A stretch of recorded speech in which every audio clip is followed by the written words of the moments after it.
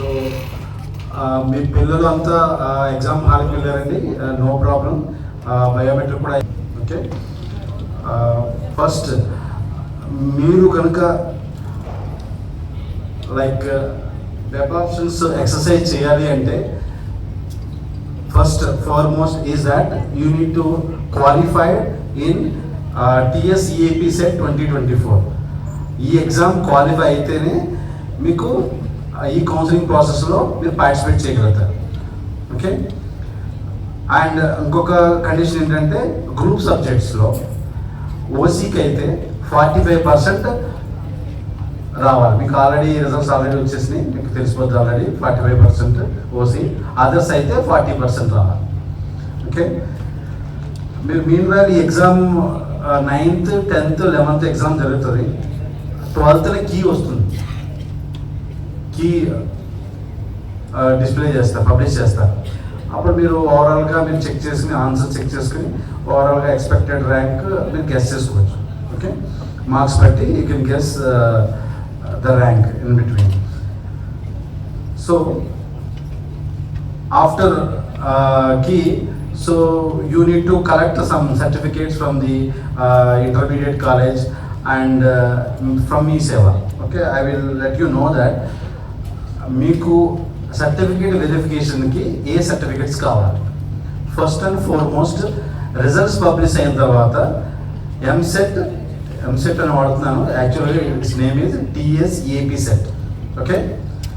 TSEAP set rank card, ఎంత rank వచ్చిందనేది ధృవీకరించి ఒక కార్డ్, ర్యాంక్ కార్డ్ కావాలి first foremost. And second one hall ticket, EAMCET hall ticket. Already exam రాస్తున్నారు కాబట్టి hall ticket already ఉంటుంది. Okay. And third one Aadhaar card. Aadhaar కార్డ్కి like student యొక్క Aadhaar card కావాలి. కొన్ని కేసెస్లో లైక్ మార్నింగ్ ఒక case the student studied from first to intermediate in Hyderabad only, but his Aadhaar card is having the address of Andhra Pradesh because actually they are staying in Andhra Pradesh. In such situations there may be a problem. So actually మీరు local అవుతారు. యాక్చువల్గా 1 to intermediate వరకు మీరు తెలంగాణలో చదివితే మీరు యాక్చువల్గా education qualification ప్రకారం యూఆర్ లోకల్. ఓకే. మీకు చాలా ఆప్షన్స్ ఉంటాయి. అదే మీరు ఆ ప్రూఫ్ సబ్మిట్ చేశారనుకోండి, ఏది ఆంధ్రప్రదేశ్ ప్రూఫ్ సబ్మిట్ చేస్తే you will become non local. Okay. దానివల్ల నెంబర్ ఆఫ్ సీట్స్ ఆప్షన్స్ మీకు తగ్గిపోతాయి అన్నమాట. సో ఆధార్ కార్డ్ అడ్రస్ మీకు లోకల్ స్టేటస్ ఇస్తుందా, నాన్ లోకల్ స్టేటస్ ఇస్తుందా చూసుకోండి. Okay. And next SSC 10th class certificate, marks memo. Okay. Intermediate results already publish అయిపోయినాయి కాబట్టి మీకు లాంగ్ మెమో అప్పుడే రాదు. సో ఈవెన్ షార్ట్ మెమో వచ్చినా that is enough for counselling. Okay. And next 6th to inter study certificates. 6th to intermediate, 6వ తరగతి నుంచి intermediate వరకు స్టడీ సర్టిఫికేట్స్ మీరు కలెక్ట్ చేసుకోవాలి. అది ఒకే స్కూల్ అయినా పర్వాలేదు, లైక్ 6th to 10th ఒకటే స్కూల్ అవ్వచ్చు, లేకపోతే 6th స్కూల్ 7th స్కూల్ అయితే ప్రతిదీ like 6th, 7th, 8th, 9th, 10th and intermediate first year, second year అన్నీ మీకు స్టడీ సర్టిఫికేట్ కావాలి. Okay. And next transfer certificate, TC intermediate కాలేజీలో ఇస్తారు. ఎవరికైతే మైనారిటీ స్టేటస్ ఉందో వాళ్ళు ఒకసారి టీసీ తీసుకునేటప్పుడు ఆ టీసీలో మైనారిటీ స్టేటస్ మెన్షన్ చేశారా లేదా అన్నది ఒకసారి టీసీ చెక్ చేసుకోవాలి. Okay. If they are belongs to minority category. And next income certificate. Income certificate like ఎవరికి కావాలంటే ఎవరైతే ఫీ రింబర్స్మెంట్కి అప్లై చేసుకుంటున్నారో వాళ్ళకి ఇన్కమ్ సర్టిఫికేట్ కావాలి. లైక్ అది ఫుల్ ఫీ రింబర్స్మెంటా, పార్షియల్ ఫీ రింబర్స్మెంటా అన్నది మీ ఇన్కమ్ మీద ఆధారపడి ఉంటుంది.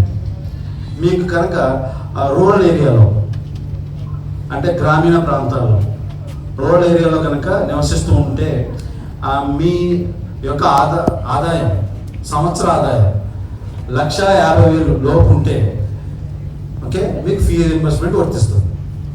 ఓకే నెక్స్ట్ 2 లక్షల లోపు అంటే పట్టణ ప్రాంతాల్లో అర్బన్ ఏరియాస్లో ఉంటే మీకు ఫీ రీయింబర్స్మెంట్ వస్తుంది.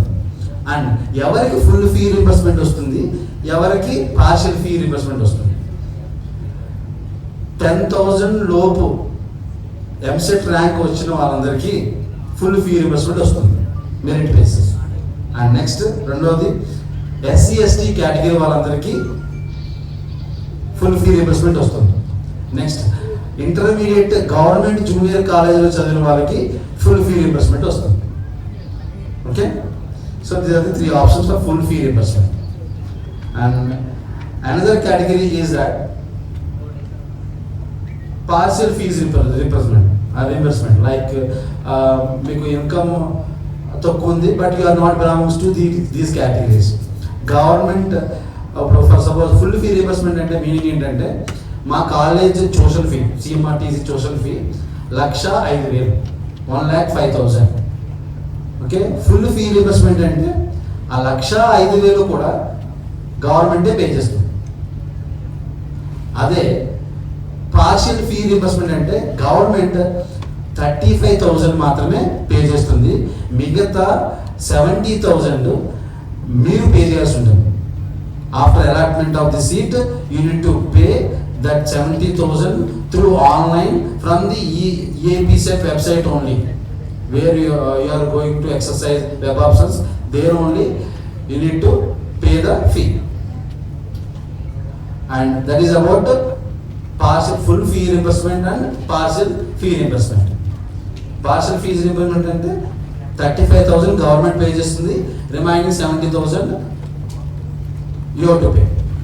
And next మనకి EWS కోటా ఉంది. Like if they are not వాళ్ళు కనుక ఏ రిజర్వేషన్ లేకపోతే అగ్రవర్ణ పేదలకు EWS ఎకనామికలీ వీకర్ సెక్షన్కి 10% రిజర్వేషన్ ఉంటుంది. అది అంటే ఒక కాలేజీలో CSE బ్రాంచ్లో 60 సీట్స్ ఉంటే 60 సీట్స్ ఉంటే అందులో 10% అంటే 6 సీట్స్ అబోవ్ 60 అంటే లైక్ 66 సీట్స్ అలాట్ చేస్తారన్నమాట. ఆ 6 seats EWS quota economically weaker sections. Okay sir ఈ ఎకనామికల్లీ వీకర్ సెక్షన్కి ఏమైనా క్రైటీరియా ఉందా? ఎస్ ఉంది. లైక్ మీకు ఫీ రీయింబర్స్మెంట్ రావాలి అంటే లైక్ సేమ్ క్రైటీరియా 1,50,000 నీకు ఎటువంటి రిజర్వేషన్ ఉండకూడదు. 1,50,000 రూరల్ ఏరియా అయితే 2 lakhs అర్బన్ ఏరియా. ఓకే మీకు ఫీ రీయింబర్స్మెంట్ వస్తుంది. అండ్ నెక్స్ట్ సార్ మాకు ఇన్కమ్ ఎక్కువ ఉంది, 2 lakhs కన్నా ఎక్కువ ఉంది, but still we need that EWS quota. Yes you can avail it. మీకు కనుక ఇన్కమ్ 8 లక్షల లోపు ఉంటే 8 లక్షల లోపు ఉంటే మీకు ఈ రిజర్వేషన్ వర్తిస్తుంది. కానీ ఫీ రీయింబర్స్మెంట్ రాదు, మీకు ఎటువంటి ఫీ రీయింబర్స్మెంట్ రాదు. మీరు ఫుల్ ఫీ మీరే పే చేసుకోవాలి. కానీ రిజర్వేషన్ కోటాలో మీకు మంచి కాలేజెస్ వస్తాయి. అది EWS quota. Okay and now మీకు ఈ డీటెయిల్స్ అన్నీ కూడా మీకు TSEAPSET.nic.in అనే వెబ్సైట్లో ఇస్తారు. ఓకే సో ఎలిజిబిలిటీ మీకు తెలిసింది. నెక్స్ట్ ఫీ రీయింబర్స్మెంట్ వస్తుందా రాదా, ఎట్లా వస్తుంది, ఎంత వస్తుంది అన్నది కూడా మీరు క్యాలిక్యులేట్ చేసేసుకోవచ్చు. అండ్ నెక్స్ట్ EWS మీరు ఇన్కమ్ సర్టిఫికేట్ తీసుకునేది మీరు లేటెస్ట్ ఇన్కమ్ సర్టిఫికేట్ మీరు సబ్మిట్ చేయాలి. అంటే 1/1/2024 January 1 తర్వాత తీసుకున్న ఇన్కమ్ సర్టిఫికేట్ మట్టుకే వ్యాలిడ్. బిఫోర్ లైక్ 2023 అంటే ప్రీవియస్ ఇయర్ తీసుకున్న ఇన్కమ్ సర్టిఫికేట్ చూపిస్తే మీకు ఫీ రీయింబర్స్మెంట్ వర్తించదు. ఓకే సో మీరు ఏం చేయాలంటే మీ సేవాకి వెళ్ళి 1 January తర్వాత ఇన్కమ్ సర్టిఫికేట్ తీసుకోండి. అంటే మీరు next the same thing for EWS quota also. EWS మీరు అప్లై చేయాలనుకుంటే income certificate and asset certificate will be issued by the respective తహసీల్దార్. ఓకే అండ్ నెక్స్ట్ ఇది కూడా లేటెస్ట్, అంటే current financial year 31st March తర్వాత సర్టిఫికేట్ మట్టుకే validity ఉంటుంది. E W S కోటాకి ఈ income and asset certificate 31st March 2024 తర్వాత ఏదైతే తీసుకున్నారో ఆ సర్టిఫికేట్ మట్టుకే వ్యాలిడిటీ ఉంటుంది. అండ్ నెక్స్ట్ క్యాస్ట్ సర్టిఫికేట్ అనేది లేటెస్ట్ అయినా పర్లేదు, లేకపోతే ప్రీవియస్ ఇయర్లో తీసుకున్నా no problem. Okay, caste certificate respective category.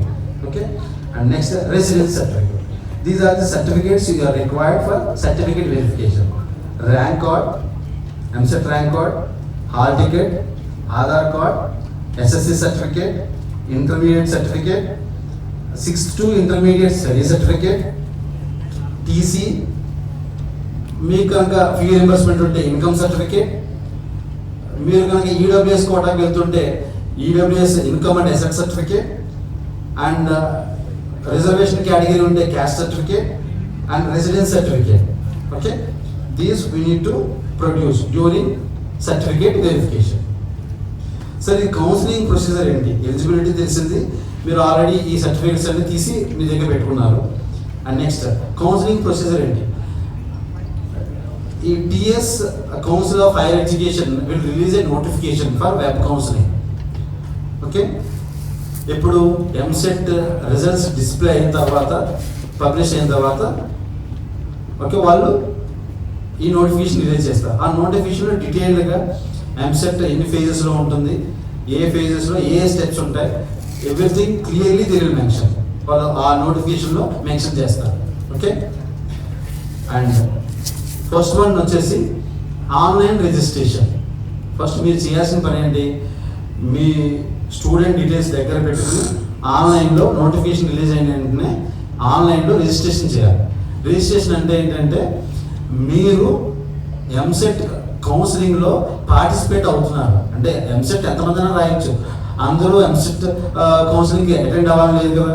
So మీరు అటెండ్ అవుతున్నారంటే మీరు ఫస్ట్ రిజిస్ట్రేషన్ చేసుకోవాలి.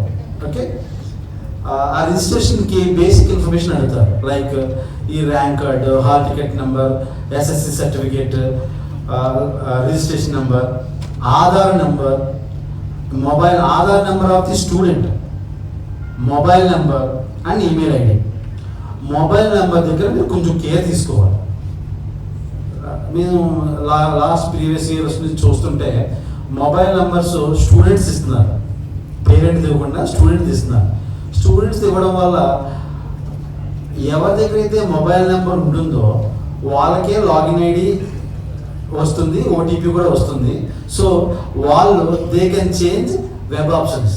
మీరు ఒకసారి పెట్టేస్తారు, మీరు స్టూడెంట్ మీ సన్న డాటర్ ఉండగా మీరు వెబ్ ఆప్షన్స్ పెట్టేస్తారు, కానీ వాళ్ళ ఫ్రెండ్ ఏదో చెప్తాడు, ఒరే ఈ కాలేజ్ బాగాలేదురా, ఈ కాలేజ్ బాగుందని చెప్తాడు. ఓకే, అది వాడు బ్రెయిన్లో పెట్టుకుని వాడు ఏం చేస్తాడు, వెబ్ ఆప్షన్స్ చేంజ్ చేస్తాడు. ఎందుకంటే వాడి మొబైల్ నెంబర్ వాడి దగ్గర ఉంది కదా, చేంజ్ చేస్తాడు. కానీ తీరా అలర్ట్ అయిన తర్వాత మీకు తెలుస్తుంది ఆ కాలేజ్ బాగోలేదని. పేరెంట్ రీసెర్చ్ చేస్తాడు, కానీ వెబ్ ఆప్షన్ ఎక్సర్సైజ్ చేసేది స్టూడెంట్ ఎక్సర్సైజ్ చేయడం వల్ల ఈ ప్రాబ్లమ్స్ వస్తాయి. సో మీరు లాగిన్ ఐడి, పాస్వర్డ్ మీరు ఎవ్వరికీ షేర్ చేయకూడదు. మీకు సర్టిఫికేట్ వెరిఫికేషన్కి ప్రతి డిస్ట్రిక్ట్ హెడ్ క్వార్టర్స్లోని హెల్ప్ లైన్ సెంటర్స్ ఉంటాయి. ఓకే, మీరు అక్కడికి వెళ్ళి సర్టిఫికేట్ వెరిఫై చేసుకుంటారు. మీరు స్లాట్ బుక్ చేసుకుని ఆ టైం బుక్ చేసి వేస్తారు. ఆ హెల్ప్ లైన్ సెంటర్లోనే కొంతమంది లైక్ బయట ఎంప్లాయీస్ కాదు, వాళ్ళు కాలేజ్ బ్రోకర్స్ అన్నమాట, వాళ్ళు ఉంటారు.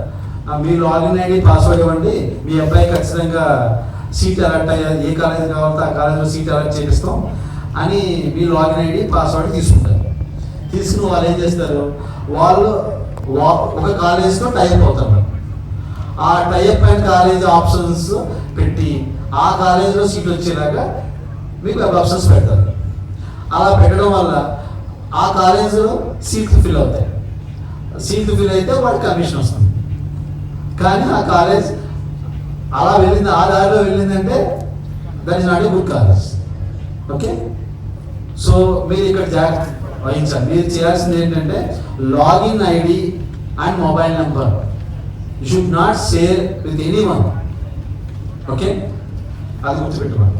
And next, so online registration చేసుకున్నారు, రిజిస్ట్రేషన్ ఫీ ఉంటుంది. ఎస్సీ ఎస్టీ కేటగిరీ వాళ్ళకి అయితే 600 రూపీస్ పే చేయాలి. అదే for all others they need to pay 1200. SC ST category వాళ్ళకి 600 rupees registration fee, for all others 1200 fee. So once you paid that means మీరు చెప్పింది ఏంటంటే ఎంసెట్ కౌన్సిలింగ్లో మేము పార్టిసిపేట్ చేస్తున్నామని అర్థం, దాని అర్థం. అండ్ నెక్స్ట్, అప్పుడు okay you have all the required certificate, మీ దగ్గర అన్ని సర్టిఫికేట్స్ ఉన్నాయి. ఆ సర్టిఫికేట్స్ని వెరిఫికేషన్ చేయించుకోవాలి కదా. వెరిఫికేషన్ చేయించుకోవాలంటే ఈ హెల్ప్ లైన్ సెంటర్స్ ఉంటాయి, ప్రతి డిస్ట్రిక్ట్ హెడ్ క్వార్టర్స్లోని హెల్ప్ లైన్ సెంటర్స్ ఉంటాయి. ఆ హెల్ప్ లైన్ సెంటర్స్ డిస్ప్లే చేస్తారు. మీకు ఎప్పుడు ఏ డేట్ ఇస్తే ఆ డేట్ స్లాట్ బుక్ చేసుకోండి, date and time. Okay, several days ఉంటాయి, 1 వీక్ టైం కానీ 4 డేస్ టైం కానీ ఇస్తారు. ఆ డేట్స్లో మీకు మీరు ఈ ర్యాంక్ నుంచి ఈ ర్యాంక్ వరకు 1 lakh నుంచి 10,000 వరకు ఈ డేట్స్లో సర్టిఫికేట్ వెరిఫికేషన్కి స్లాట్స్ బుక్ చేసుకోండి అంటారు. ఆ టైంలో మీరు స్లాట్స్ బుక్ చేసుకోండి.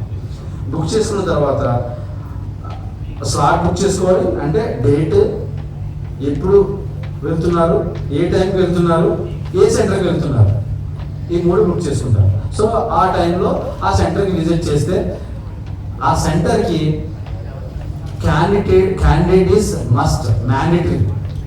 క్యాండిడేట్ ఫిజికల్ ప్రెజెన్స్ లేకపోతే సర్టిఫికేట్ వెరిఫికేషన్ జరగదు.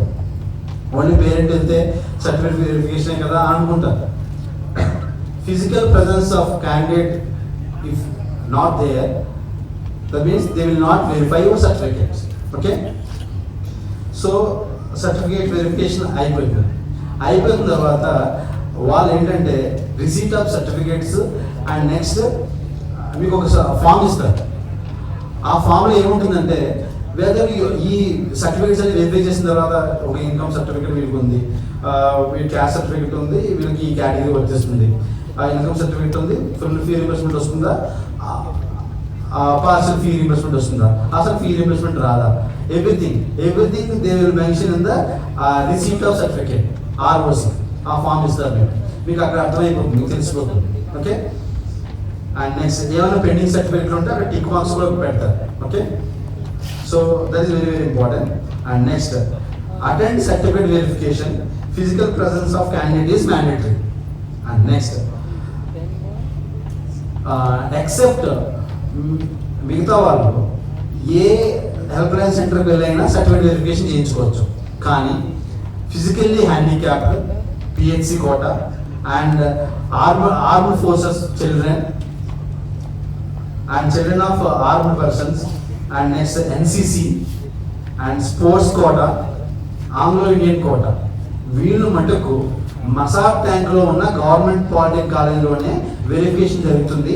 అది కూడా ఫస్ట్ ఫేజ్లోనే వెరిఫికేషన్ జరుగుతుంది. సెకండ్ ఫేజ్లో కానీ థర్డ్ ఫేజ్లో కానీ వెరిఫికేషన్ జరగదు. ఫస్ట్ ఫేజ్లోనే government polytechnic college in Masab Tank, only 1 help line centre will be there for that. Okay, అక్కడే వెరిఫికేషన్ జరుగుతుంది. అక్కడ వెరిఫై చేసి మీరు ఆ కోటాకు అర్హులా కాదా అన్నది they will give the form.